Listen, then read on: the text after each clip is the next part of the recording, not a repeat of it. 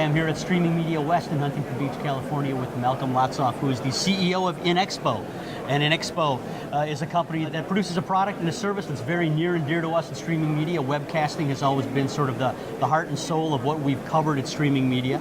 And so it's been exciting to see companies like InXpo come up and make a little more noise over the last year. So for those of our audience who don't know InXpo, tell us a little bit about InXpo and what you're showing here at Streaming Media. Sure. Thanks, Eric. Appreciate the opportunity to do that. InXpo is primarily in the online event and online or virtual environment space. So what we do is we create online events for people that can't attend physical events. Those events could be anything from a virtual trade show to a town hall, a virtual town hall, learning events, anything that really requires a lot of impact. Mm-hmm. So, I mean, that's really the core of any kind of physical event or online event. It's really the start time and end time and cramming in a program that creates a kind of a high-profile event. So we do that online, and at the core of that is our webcasting technology, and we have been doing that for quite a number of years. Our webcasting is very interactive, and we'll talk a little bit more about that. And then at the same time, because we have this webcasting and these online events that happen on a sporadic basis, mm-hmm. a lot of our clients have asked us to make that available for them throughout the year.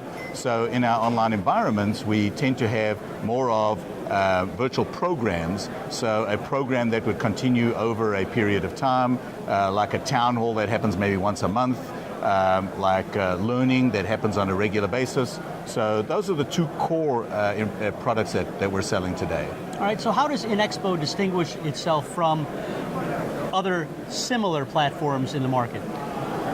So I think there's really three different ways that we differentiate ourselves. The first one is I would call it destination. So a lot of webcasts today or streaming media today, you'll get a URL that you'll then, you'll get in your email, you'll click on the URL and you'll go off to the destination, or you'll go off and you'll actually watch the webcast. When the webcast is done, it's pretty much over, and if you wanted to go back, it's not that easy. You'd have to go find out if they put it on a website, for example, and so on. With InXpo, we create a destination that's available all the time. So whether that destination is, as I said, an online event, whether that destination is a 365-day environment, it's out there. So when we do a webcast, immediately after the webcast, it automatically goes on demand. So now think about the person who might have not seen that webcast. They can come back. They know where the destination is. They'd come back, and not only can they see the webcast, but now they can go browse and see what other videos were taken, what other webcasts happened. They can search on them, find something that was liked or has had a lot of discussion about, and then get involved in that in those webcasts. So that's kind of one of the primary mm-hmm. differentiators. Another differentiator is the interactivity. So we have the video is the core. We have slides that can be combined with the video. We then have group chat. We then have polls. And a lot of other vendors do that as well. But I think what InXpo does really well is teach people how to use those interactive components to be better presenters. So we have a motto, for example, which is make sure that the attendee or the participant actually touches their keyboard once every 2 minutes. So we it's so easy today to be watching a video and then your email comes through, or a webcast, your email comes through, your phone rings, somebody comes into your office. If you're at home, your kids want to talk to you or something. So it's so easy to get interrupted and taken away from the presentation that our job is to make sure that people are touching their keyboard, thereby they're not losing connection with the presentation.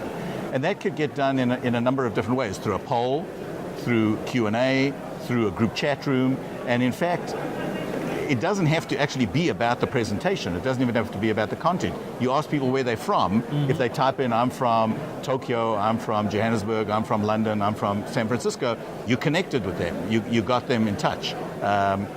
If you ask them what they ate for dinner last night, you ask them mm-hmm. what shoes they're wearing, it doesn't really matter as long as you're getting them to touch, to type on the keyboard and connect. And then obviously you want to ask questions about specific subjects, and we have certain ways of incorporating games in and trivia and all kinds of things into these webcasts. So that's kind of the second biggest difference, I think, that we offer different to traditional competition. Okay, let's get a little more specific here. Can you give us some examples of InXpo in action, some use cases? So sure. So on the event side, great example for us is we do Cisco's global sales event. 20,000 people from 80 something countries around the world. We've been doing that for them for 5 years. It's a 5-day event, probably the premier virtual event or online event in the world today. It's been at some points 100% virtual, other points where we're grouping large groups together that are around the world, but just a tremendous overall successful event. That's one example. On the corporate communication side or the environment side, we have organizations like The Gap, we have McDonald's, we have P&G, and Autodesk that are using our technology to communicate, for example, with their employees on a more regular basis. So they would have leadership meetings where they're updating their organizations on a regular basis as to what's going on, allowing employees to connect, very secure environments where you got maybe just directors and above coming to this session. You've got everybody in the company coming to another kind of session, but a lot of communication that can happen. And a good example, by the way, is, I don't like to talk about the content that gets discussed at our clients, obviously, but, we hold a once a month coffee talk, town hall meeting with our company. We have employees across the world. And I traditionally start off that meeting and I'll turn around and say, so here are the 5 rumors I know about that are going on in the company today. And let me tell you, these 3 are not true. And these 2 are, this is the real facts behind them. And then when we're done with that, I kind of know that the whole company at least is on board, on the same page for 24 hours, maybe 48 hours, until the next set come along. But the message is behind that is being able to communicate with many, many people all at the same time, getting everybody on the same page behind the company and allowing them to move forward. Right. So where do you see the online video industry in general and webcasting in particular headed in the next few years? There are 2 components to that question. One is technology and one is strategy. So I think on the technology side, we continuously get better quality video. I think we get continuously better quality bandwidth. So on the technology side, I see the video becoming much more adopted throughout the world, and that's just going to happen. That's a force of nature. It's just going to happen as the technology gets better. The second one is more of a cultural issue. So right now, one of the challenges is that people are not comfortable on camera. Not everybody's comfortable on camera, as you are. So our job is to help people get more comfortable on camera, and also people are not comfortable 100% of the time going live. So they don't necessarily know what, is the sound going, is the video going? So I believe that those 2 things are going to just, the cultural side of it is going to fall away as the younger generation comes up, more comfortable with the technologies that they are today.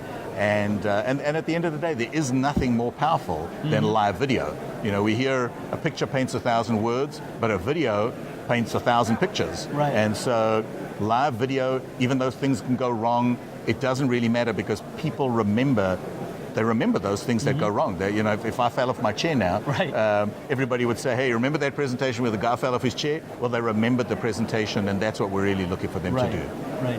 Great insights. Thank you so much, Malcolm. I've been speaking with Malcolm Lotsoff, the CEO of InXpo. If you want to find out more about InXpo, visit www.inexpo.com. Signing off here from Streaming Media West at Huntington Beach. Thanks again, Malcolm. Thank you. Thanks, Eric.